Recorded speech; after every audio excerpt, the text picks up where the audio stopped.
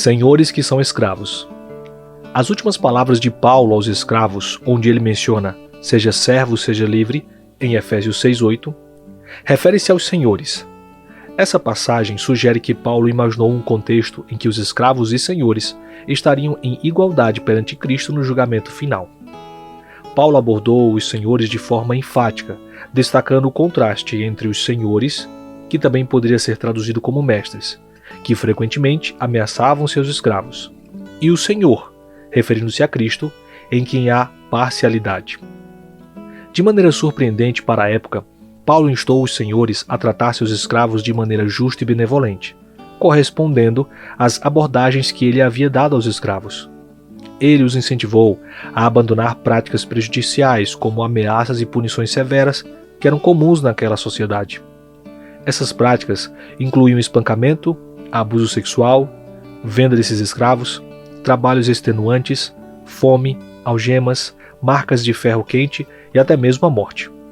Paulo alertou que tais senhores seriam julgados por Deus por suas ações. As orientações de Paulo para os senhores eram fundamentadas em duas motivações cruciais que desafiavam as normas sociais da época. Primeiro, a ideia de que tanto os senhores quanto os escravos eram servos de um único Senhor, como destacado em Efésios capítulo 6, verso 9 e Colossenses 4, verso 1. Isso enfatizava a igualdade perante Deus, independente das posições sociais na terra. Paulo também apontou para o julgamento imparcial do Senhor Celestial, que não fazia acepção de pessoas. Isso incentivava os senhores a adotar um tratamento mais justo e humano para com os seus escravos, seguindo o exemplo de Cristo, que tratava todos de maneira igual. Essa abordagem de Paulo provavelmente teria causado impacto nos escravos, animando-os com uma mensagem de esperança e igualdade em Cristo.